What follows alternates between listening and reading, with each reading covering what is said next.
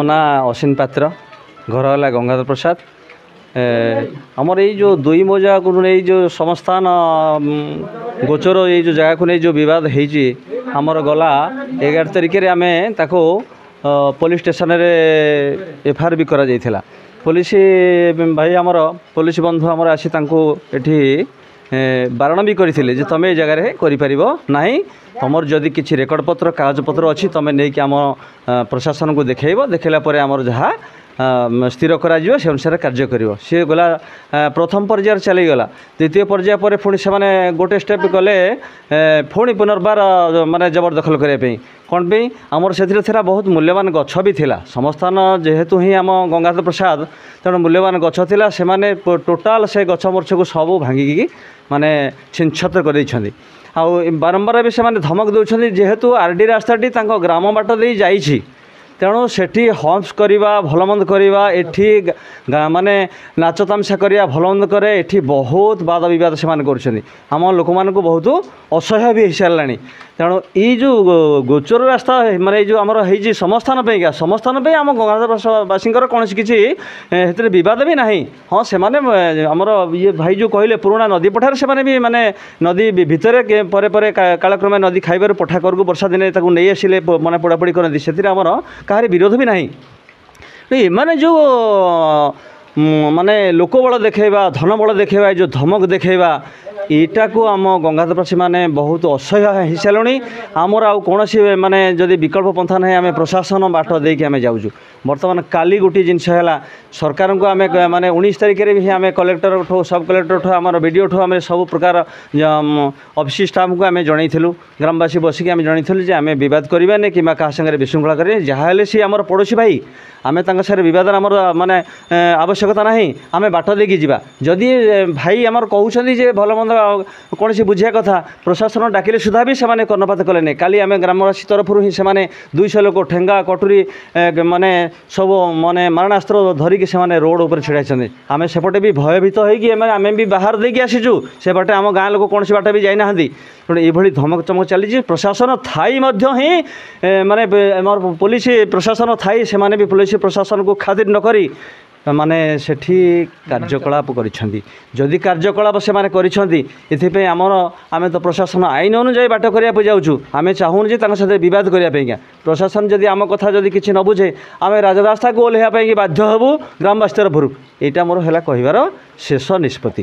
कृष्णचंद्र महाराणा 77 वर्ष बयस मोर मो घर ये गंगाधर प्रसाद रे आपण आज जो आसी घटना पर ए घटनाटी बहुत पुराना ये 65 वर्ष तले एमती गोटे गंडगोल होता पंचायत अदालत से फेलुर होते आदि होता गंगाधर प्रसाद जगह भाई उपभोग करेंगे से तमें जो गछ लैच तुम आ किसी अधिकार ना ये राय दि जाना ए 15 वर्ष तले 10 वर्ष तले 15 मसीह एमती गोटे घटना होता सब कलेक्टर आसी कम्प्रोमाइज करते बारण करते तुम ये आसबनी पुनराय ए वर्ष कौन कर से संस्थान समस्त आवश्यक अच्छे समस्त संस्थान किसी बद ना मु प्राय कारण जो संस्थान करते प्रथम से संस्थान नुह से नदी में शव पड़ुते मो कौन मो पिलादिन कथा नदी में शव पड़ुते वर्षा दिन नदी कूलर जो पठा बोली कहते से नदी कूल से पड़ुते कालक्रम एवं आस्ते आस्ते आस्ते आस्ते से आस्था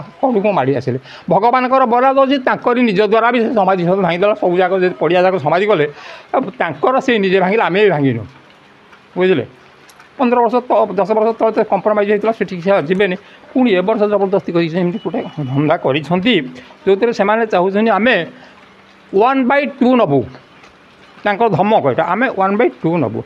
अरे भाई तुम रेकर्ड नब आपस भाव सब भाई गंगाधर प्रसाद गोटे रेवेन्यू विलेज तुम जब गंगाधर प्रसाद भाई होगी चलो ताले सब तो अधिकार पाइब जो तुम भाई नहीं तुम कह आम गोटे स्वतंत्र गाँ तुम कौन अधिकार अच्छे स्वतंत्र गाँ मानक तो आउ किसी अधिकार नहीं ना जदि स्वतंत्र गाँ हम तो स्वतंत्र रेकर्ड तुम अलग आमर अलग तेणु आम रेकर्ड तुम कौन भाग अच्छे यहाँ हूँ मो मत एवं संसार न्याय जदि आपणकर पैसा बल अच्छे मत दी चापड़ा पकड़े मोर किसी कहबार नहीं कारण मुझे पछू ना कि आगू ना न्यायटा या हूँ घटनाटा कारण से पैसा लोक आम गरीब लोक आम पाखे पैसा ना आम केवल न्याय एवं धर्म एवं सरकार क्राइटेरिया अनुसार जाऊँ जहाँ जीवु ଦେଇଛୁ, ଥାନାରେ ରିପୋର୍ଟ ଦେଇଛୁ ଏବଂ କଲେକ୍ଟରଙ୍କୁ ଜଣେଇଛୁ। ସେମାନେ ଯାହା କହିବେ, ଆମର ଏଥିରେ କ'ଣ କହିବାର ଅଛି ଆଉ।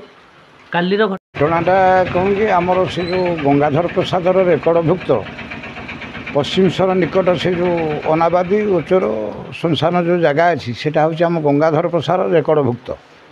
କିନ୍ତୁ ଗଲା 11 ତାରିଖରେ ସେମାନେ ସେ ଯେଉଁ କରିଛନ୍ତି ଶବ ଦାହ କରିବା ଘର ତାର ସାମ୍ନାରେ ପାଚେରୀ କଲେ। ସେଟାକୁ ଆମେ ପ୍ରତିବାଦ କରିକି ଯାଇକି ଥାନାରେ ନିକଟସ୍ଥ ଫାଣ୍ଡିରେ ଆମେ ଭାପୁର ଫାଣ୍ଡିରେ ଜଣେଇଲୁ। ଫାଣ୍ଡିବାଲା ଆସିକି ତାଙ୍କୁ ବନ୍ଦ କଲେ, ସେ ମାନିକି ଥିଲେ। କିନ୍ତୁ ଗଲା କାଲି ସେନେ ପୁଣି ଦେଖିଲା ବେଳକୁ ଜୋର ଜବରଦସ୍ତ ଗାଁ ସମୂହ ଯାଇ ସେଠି ପହଞ୍ଚି ଜୋର ଜବରଦସ୍ତ ସେ ପଥର ବସେଇଲେ। ପଥର ବସାଇବା ପରେ ଆମେ ତାଙ୍କ ସାଥିରେ ଆଉ କୌଣସି କଳିତ କରାର ନ କରି ଆମେ ପୁଣି ପୋଲିସରେ ଆଶ୍ରୟ ଯାଇକି ନେଲୁ। ପୋଲିସ ଆସିକି ଉପସ୍ଥିତ ରହି ତାଙ୍କୁ କହିବାରେ ପୋଲିସ ଉପସ୍ଥିତରେ ମଧ୍ୟ ସେ ପୋଲିସ ଖାତିର ନ କରି ସେ ପଥର ବସେଇ ଗଲେ। ତେଣୁ ଏଥିରୁ ଆମେ ଜାଣୁଛୁ ଯେ ବର୍ତ୍ତମାନ ଏ ଯେଉଁ ତାଙ୍କର ଯେଉଁ ପାର୍ଟି ଅଛି, ପାର୍ଟିର ନେତା କର୍ମକର୍ତ୍ତା ଏବଂ ସ୍ଥାନୀୟ ଯେଉଁ ସରପଞ୍ଚ ଅଛି ସେମାନଙ୍କର ବଳରେ ଏମାନେ କରିଯାଉଛନ୍ତି। ଆଉ ଚାହୁଁଛୁ ଏହାର କେମିତି ସମାଧାନ, ପ୍ରଶାସନକୁ ତ ଆମେ ଦେଇଛୁ, ପ୍ରଶାସନ ତା'ର ଯାହା ସମାଧାନ କରିବ। ଆଉ ଆମେ ଚାହୁଁଛୁ ବର୍ତ୍ତମାନ ପ୍ରଶାସନ ପାଖରେ ନିବେଦନ କରୁଛୁ, ଆମର ଯେଉଁ ଜାଗା ରେକର୍ଡ଼ଭୁକ୍ତ ଜାଗା ଆମକୁ ଦେଇ ତାଙ୍କୁ ସମ୍ପୂର୍ଣ୍ଣ ସେଥିରୁ ଉଚ୍ଛେଦ କରାଯାଉ। ଯଦି ସେଟା କରା ନଯାଏ ତେଣୁ ଆମ ଗାଁ ତରଫରୁ ଆମେ ବାଧ୍ୟ ହେବୁ ଯେ ସମ୍ପୂର୍ଣ୍ଣ ଭାବେ ଯାଇକି ରାଜରାସ୍ତାରେ ଓହ୍ଲାଇବାକୁ ଆମେ ବାଧ୍ୟ ହେବୁ। ତେଣୁ ସେଥିପାଇଁ ପ୍ରଶାସନ ଦାୟୀ ରହେ। ଚକ୍ରଧର ସାହୁ, ଗ୍ରାମ ଗଙ୍ଗାଧର ପ୍ରସାଦ। ପଶ୍ଚିମେଶ୍ୱର ନିକଟରେ ଆମର ଗଙ୍ଗାଧର ପ୍ରସାଦ ଗ୍ରାମର ଗୋଚର ଜାଗା ରହିଅଛି। ଗୋଚର ଜାଗାକୁ ଚଷାପଡ଼ାର ଗ୍ରାମବାସୀ ଜୋର ଜବରଦସ୍ତ ଜେସିବି ଲଗାଇ ସେ ଜାଗାକୁ ମାନେ ଅଧିକାର ସାବ୍ୟସ୍ତ କରିବା ପାଇଁ ପାଚେରୀ ଉଠାଇବା ପାଇଁ ଚେଷ୍ଟା କରୁଥିଲେ। ତେଣୁ ଆମେ ଥାନାରେ ଯାଇକି କମ୍ପ୍ଲେନ୍ ଦେଲୁ। ଥାନା ବାବୁ ଆସିକି ସେମାନଙ୍କୁ ବାରଣ କରିଥିଲା ଯେ ତମେ ସେ ଜାଗାକୁ ଯିବନି। ପୁନର୍ବାର ସେମାନେ ଜୋର ଜବରଦସ୍ତ ଗଲାଗାଲି ଯାଇ ନିର୍ମାଣ କାର୍ଯ୍ୟ କରିଛନ୍ତି ସେଠି। ଆମେ ଛୁଆଦିନୁ ଆମର ଦେଖି ଆସୁଛୁ ଯେ ଆମର ସେ ଜାଗାଟି ଗୋଚର ଜାଗାଟି ପଶ୍ଚିମେଶ୍ୱରରେ ଗୋଟେ ବଡ଼ ଯାତ୍ରା ହୁଏ। ଆପଣମାନେ ଜାଣିଥିବେ କାର୍ତ୍ତିକ ପୂର୍ଣ୍ଣିମା ଯାତ୍ରା ହୁଏ। ସେ ଯାତ୍ରାରେ ସାଇକେଲ ଷ୍ଟାଣ୍ଡ ହୁଏ, ପାର୍କିଂ ହୁଏ, ସେଇଥିରେ ୟୁଜ୍ କରାଯାଏ। କିନ୍ତୁ ଏମାନେ ଜୋର ଜବରଦସ୍ତ ନଦୀ ପଠାରେ ଥିବା ଶ୍ମଶାନକୁ ଏବେ ସବୁତକ ଜାଗାକୁ ମାଡ଼ି ବସାଇବା ପାଇଁ ଚେଷ୍ଟା କରୁଛନ୍ତି। ଆମେ ସେଥିପାଇଁ ପ୍ରଶାସନର ଦ୍ୱାରସ୍ଥ ହୋଇଛୁ। ପ୍ରଶାସନ ଆମ ତରଫରୁ ଆମକୁ ଏବେ ଏପର୍ଯ୍ୟନ୍ତ ନ୍ୟାୟ ମିଳିନାହିଁ। ଆମେ ଅପେକ୍ଷାରେ ଅଛୁ ଯେ କେବେ ନ୍ୟାୟ ମିଳିବ ପ୍ରଶାସନଠାରୁ। କାମ ଇଲିଗାଲି ୱେରେ କରୁଛନ୍ତି, ଯେଉଁଟାକି କୌଣସି ଫାଇଲ୍ ଖୋଲାଯାଏନି। ଗଙ୍ଗାଧର ପ୍ରସାଦ ରେକର୍ଡ଼ରେ ଚଷାପଡ଼ା କାମ କେମିତି ହେଉଛି ପ୍ରଶାସନର ନିହାତି ଭାବେ ସେଥିରେ ସଂଶ୍ଳିଷ୍ଟ ଅଛନ୍ତି, ଯେଉଁଟାକି କାମ ସେମାନଙ୍କୁ ଦେଇକି ବିଲ୍ ବି କରିସାରିଲେଣି ନା କ'ଣ ଆମେ ଜାଣିନୁ। ବିଲ୍ ବି ହେଇସାରିଲେଣି ବୋଧେ, ଯେଉଁଟାକି ବହୁତ ଇଲିଗାଲି ୱେରେ ହେଇଛି। ଯେଉଁଟାକି ବରେନ୍ଦ୍ର କୁମାର ସାହୁ। ଆମେ କାଲି ଆମର ଯେଉଁ ସମାଧି ଗୋଚର ଜାଗାରେ ସେମାନେ ଜବରଦସ୍ତ ଜେସିବି ଲଗାଇ ପାଚେରୀ ବାଉଣ୍ଡରୀ କରିଛନ୍ତି।